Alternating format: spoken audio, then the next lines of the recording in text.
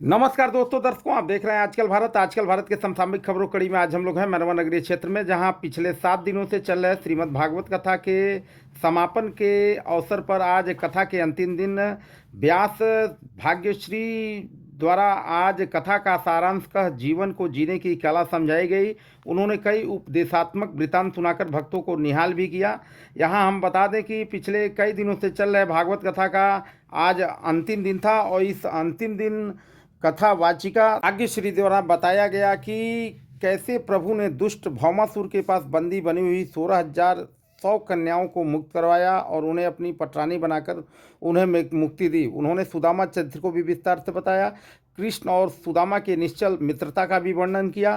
तमाम प्रसंगों को उद्धृत करते हुए उन्होंने गौ वध का विरोध और गौ सेवा करने पर भी जोर दिया। कथा समापन के कार्यक्रम के बाद हवन और फिर प्रसाद वितरित किया गया। अंत में यजमान समेत तमाम लोगों को यहाँ के स्थानीय समाजसेवी एवं जीरादेवी विधानसभा क्षेत्र के दिग्गज नेता इंजीनियर प्रमोद कुमार मल्ल, मुखिया उमेश कुमार मल्ल एवं स्थानीय व्यापारी नेताओं द्वारा सम्मानित किया गया, जहां लोगों को अंग वस्त्र एवं पुष्प गुच्छ देकर के उन्हें सम्मानित कर उनका आभार जताया गया। हम आपको बता दें कि पिछले 7 दिनों से चल रहे इस श्रीमद् भागवत कथा को सुनने के लिए स्थानीय बाजार में श्रद्धालु एवं माताओं बहनों की भारी भीड़ उमड़ रही थी और आज कथा के अंतिम दिन तमाम श्रद्धालु भाव विह्वल होकर के स्थानीय कथावाचिका को सम्मानित किए, जिसमें तमाम महिलाएं, तमाम माताओं बहनों ने उन्हें पुष्प और टोपी पहना करके सम्मानित किया। वहीं कई दिग्गज व्यापारी नेताओं द्वारा उन्हें शाल एवं अंग वस्त्र दे करके सम्मानित किया गया। हम आपको जोड़ते हैं इस सम्मान समारोह से, जहां पर लगातार श्रीमद् भागवत कथा में जुड़े स्थानीय समिति के लोगों समेत स्थानीय जो स्वयंसेवक थे एवं तमाम युवा नेताओं को सम्मानित करने का कार्य किया गया।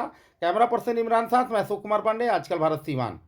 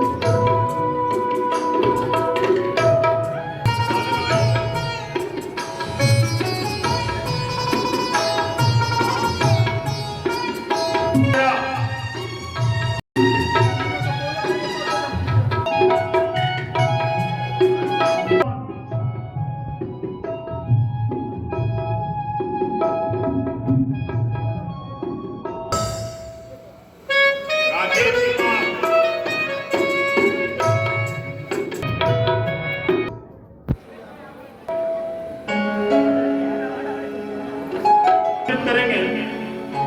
दो शब्द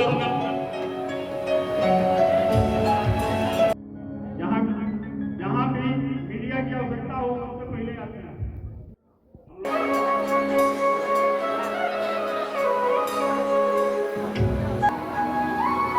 आज माता रानी का ये व्रत का और नवरात्र का त्योहार चल रहा है। इस कड़ी में भगवान राम, माता जानी और उनके दर्शन कराने के लिए हमारे बीच में उपस्थित व्यासपीठ पे सम्मानीय साध्वी जी, आज के इस कार्यक्रम के जिनके विशेष आग्रह और आप सभी के हृदय के भाव के साथ मुझे आने का आमंत्रण मिला, श्री दिनेश चंद जी, जी, प्रसाद जी, भागवत जी, बबलू जायसवाल जी, सुमन करवाल जी और इस कितना ये सुखद क्षण है कि जिस सनातन संस्कृति के भाव को सदियों एक पीढ़ी से दूसरी पीढ़ी को हम ये संदेश के साथ में ज्ञान भी देते हैं और जीवन जीने की कला का एक संदेश भी देते हैं।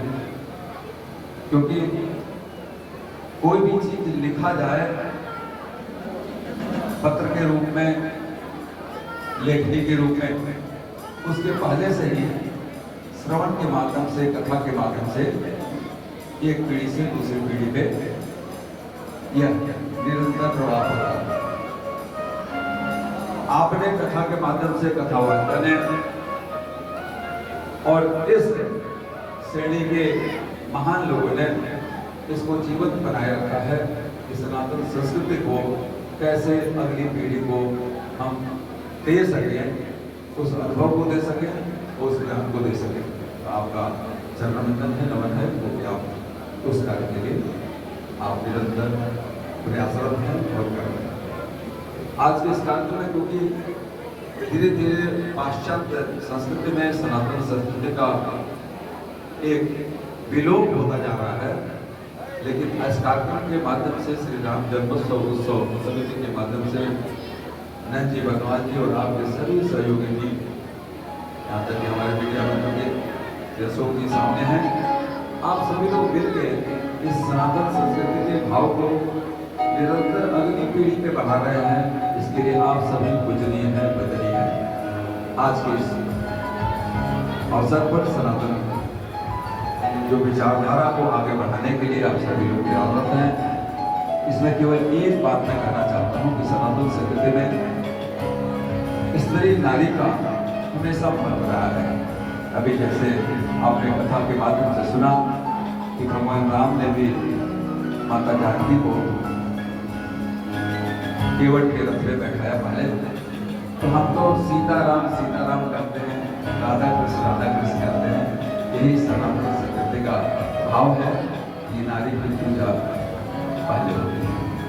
इस भाव को हम सभी लोग समझें और इस भाव के साथ में हम अगली पीढ़ी को भी इस भाव को आगे प्रभावित करें। इसी निवेदन के साथ कि परिवार पहले ही छोटा होता जा रहा है, माइक्रो होता जा रहा है। संयुक्त परिवार में बहुत कुछ सीखने को, समझने को मिलता था, लेकिन किसी न किसी माध्यम से हम अपने अगली पीढ़ी को इसको प्रेरित करें। इसी के साथ मैं अपनी वाणी को विश्राम देता हूँ। एक बार फिर से बोलेंगे, सिया रामचंद्र की चिंता के पर्यावरण को ठीक रखने हमारी हृदय की एक अभिलाषा है जो व्यक्त करने के लिए मैं आया हूँ। अभी मल साहब ने जो कहा कि हमारी अगली पीढ़ी चुस्त दुरुस्त हो और नैतिकता का पर्यावरण ठीक रखने को इसका सहयोग रहे। शिव समान प्रिय नहीं पूजा, शिव समान प्रिय नहीं पूजा हो, क्योंकि एक भक्त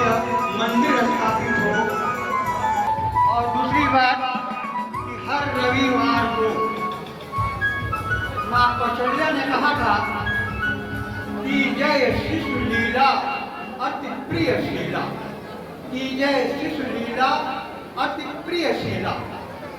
तो बालक स्वरूप जो है ये इनमें कथावाचक अद्भुत ताकत है। इनमें अद्भुत ताकत है। स्वयं राम ने 13 वर्ष में ताड़का का वध किया था।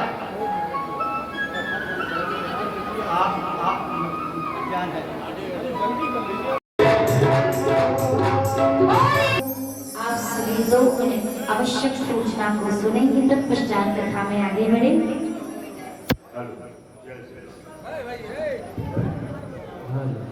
आज कथा का अंतिम दिन है और सम्मानित करने का अवसर है। इस अवसर पर मैरवा हरे राम ब्रह्म की पावन धरा पर वृंदावन से आई कथावाचक साध्वी भागश्री देवी जी एवं उनके संगीत अंग वस्त्र देकर सम्मानित किया जाता है।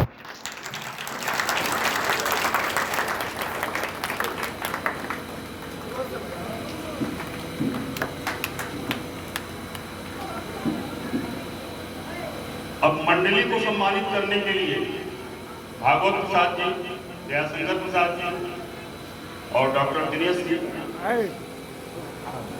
खड़ा हो गई वार्ड पार्षद सोनिया देवी जी कृपया मंच के पास आए।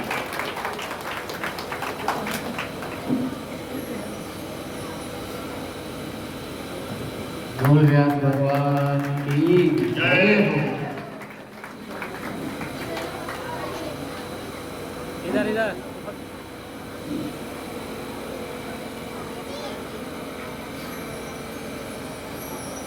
एक ही कर लोग बुलाएंगे। मंडली के एक सदस्य को सम्मानित करें। हाँ, 1 by 1।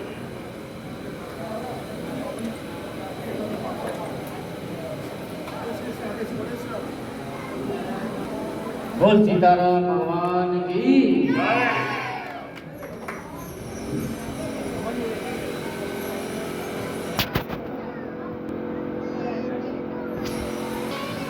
नहीं है क्या?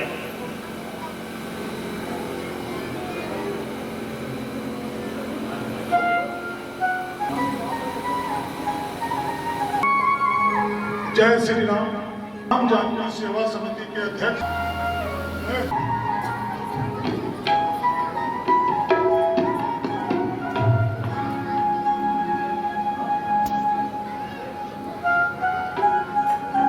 बबलू जायसवाल जी आगे किया था सौनाए और उमेश